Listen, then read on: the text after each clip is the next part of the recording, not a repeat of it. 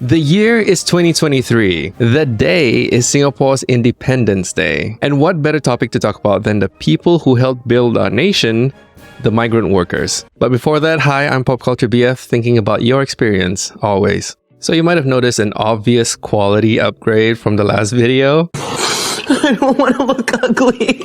So I was wondering what kind of cameras to use, and my partner has a Sony camera just lying around. So I figured, hey, why don't I just use that? So I got all the necessary equipment like the cable, the dummy batteries and all that, and I feel like it works well. I mean, anything from a Logitech webcam is an obvious upgrade. And with this camera, you can see more of my room, which I don't know whether I'm comfortable with that. You can clearly see that I have more headphones than ears, and over on this side of the room is just a mess at this point. Cleverly blocked by my chair. Okay, so recently Rice Media posted on their Instagram asking, why is no one asking migrant workers how they feel about getting transported in lorries? This came after a parliament event on August 2nd. Senior Minister of State for Transport Amy Khor mentioned that evidence-based regarding the question of ferrying migrant workers on lorries. But in an issue concerning lives, it should go beyond numbers and social compacts. What do migrant workers themselves think about the lorry rides? So the Road Traffic Act currently prohibits lorries and goods vehicles from being used for passenger transport, except, and there's a big except, in the case of ferrying workers between their lodgings and work sites. I mean, if it's in the Road Traffic Act, should be fine, right? No, because there have been recent accidents, which has resulted in fatalities. And of course, this is not a new topic. We've been talking about this for years, but we'll get to that in a bit and we'll see how migrant workers feel. With the first one, we rushed to enter the lorry first because we're afraid to take the seat at the end of the lorry.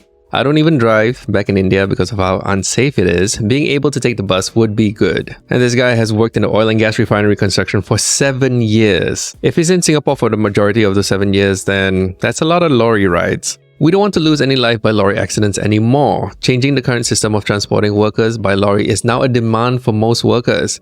We urge all stakeholders to come together and find a better, safer transportation for the migrant workers. And this guy has been in the industry for 5 years. When I sit in the lorry, I remember how in my home country, this lorry is used to transfer material, not humans. Here, many companies use lorries to bring materials and men together, side by side. I ask myself, am I human or material? Okay, so this specifically, he's been working in Singapore for 7 years. Again, that's a lot of lorry rides in 7 years. I think the lorry system is unsafe for us because it doesn't have proper barricades. When it's raining, sitting down is very difficult because it is wet and slippery. Neither I nor my friends have faced any accidents, but I have witnessed 2 lorry accidents. Lorries are not designed to transport people.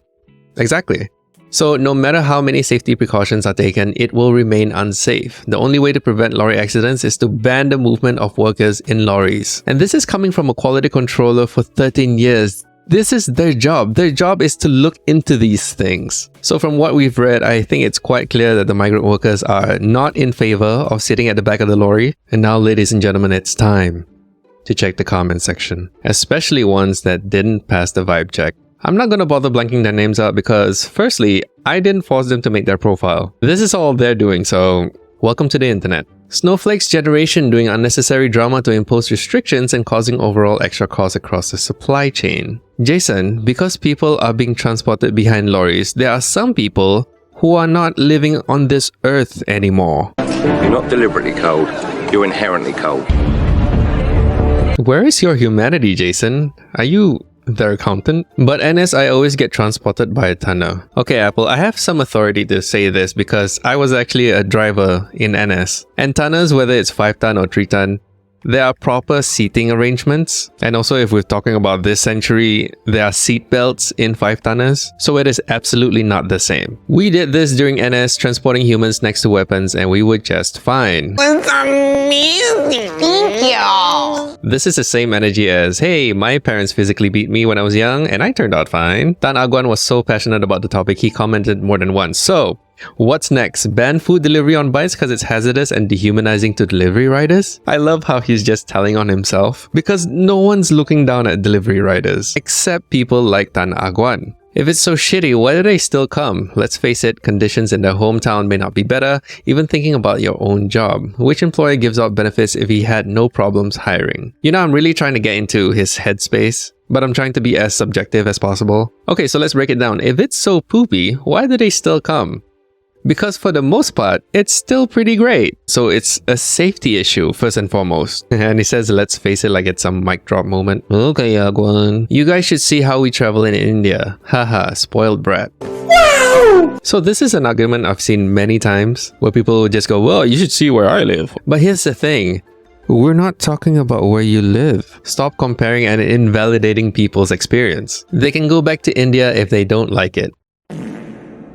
Wow. This comment is very unbecoming of someone with Vishnu in their name. And if you're not familiar with Hinduism, Vishnu is the god of preservation and protection. So yes, very ironic. This one's a good one. The workers' clothes and boots are usually quite muddy/dirty from their work. What is the solution for this if not transporting via lorries? I feel like his comment has some leftover trauma from national service. Brother, no one's gonna ask you to stand by a bus after every week. And I'm pretty sure they'll be able to maintain some form of cleanliness. He's commenting like he's responsible for that. But hey, a dirty bus is still safer than a clean lorry, right? I'm forever unclean! Alright, just for balance, I'm gonna read out some comments that are not negative. I swear, if there was a week that a couple of tonners overturned with our troops in them, they would be traveling by bus the very next week. Honestly, I don't see anything wrong with this comment. Okay, just for context, I went for my national service between 2003 and 2005. National service life before 2005-2006 was very different to the national service life after that. Because I don't know whether you remember, but that was the time where parents were complaining that national service was too tough and they had to not be so hard on their boys. I thought you overworked it.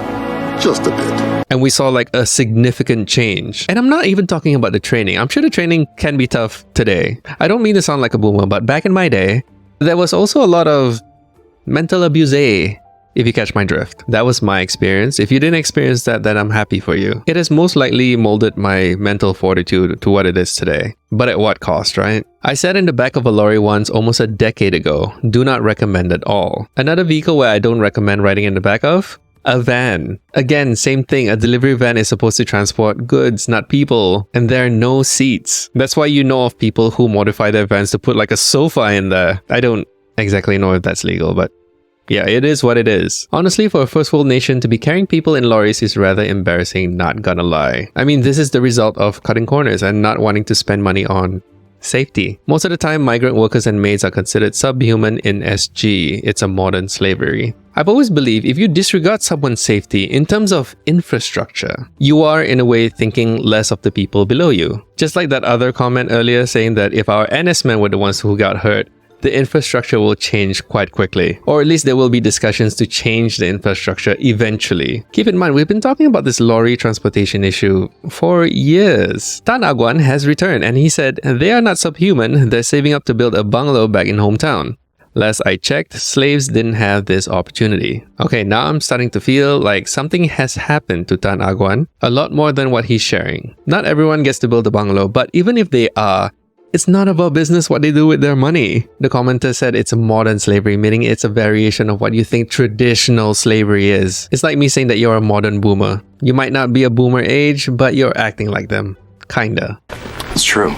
Did you guys run out of ideas and decide to copy Wake Up Singapore stories from 12 to 18 months ago? Okay, when it comes to current events, especially topics like this, I am all in favor of plagiarism because we get to keep talking about it months down the road. Okay, so Wake Up Singapore brought this up like last year.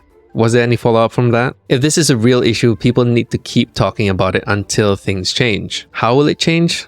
I'm not sure, but we cannot stop talking about it. Assistant Secretary General of NTUC Melvin Yong said, it might be financially challenging for companies to purchase or lease buses to ferry their workers, especially when the country is caught in a prolonged COVID-19 pandemic. He urged the government to offset the financial burden on employers who implement measures to improve transport safety like procuring dedicated buses for ferrying workers. I think that's a fair request. He suggested exempting such buses from the COE similar to how school buses are already exempted today and providing an early adopter grant to incentivize employers to purchase or lease buses to transport their workers. I didn't know school buses were exempted from COE. I believe that this is a necessary price to pay to ensure the safety of the workers who have left their home country to help build our nation. I like how he added that at the end. Like, let's be gracious hosts, please. Emiko has also said that more regulation today will cause acute pain to the industry because it will affect the completion of various building projects like HDB BTOs, MRT lines, and hospitals. It might even spell the demise of some companies, she said. Okay, so hot take, companies who disregard the workers' safety from the beginning deserve to be shut down. Secondly, are we really addressing the root problems? Like, yes, the rules are really lax and then accidents happen and then we react to those by putting in a lot of safety measures, right? But who is driving these lorries? Is it the same workers who are working on site and at the end of the day they have to drive themselves back to their dorms? I mean, realistically, wouldn't you want infrastructures to be completed slower than people passing away due to accidents at work? Construction is a very physically demanding job, and most of the times the job can be very unforgiving, especially in this climate. But can we at least, as hosts, make their time here safer for them? Or will we continue to put cost figures over lives? Singapore is a progressive nation, no doubt. But I think it's time that Singapore thinks about more than just its citizens, and to make Singapore truly an inclusive place for all. Thanks for hanging out, and if you enjoyed this video, please like and subscribe. That's it, and I'll see you somewhere on the internet. Peace.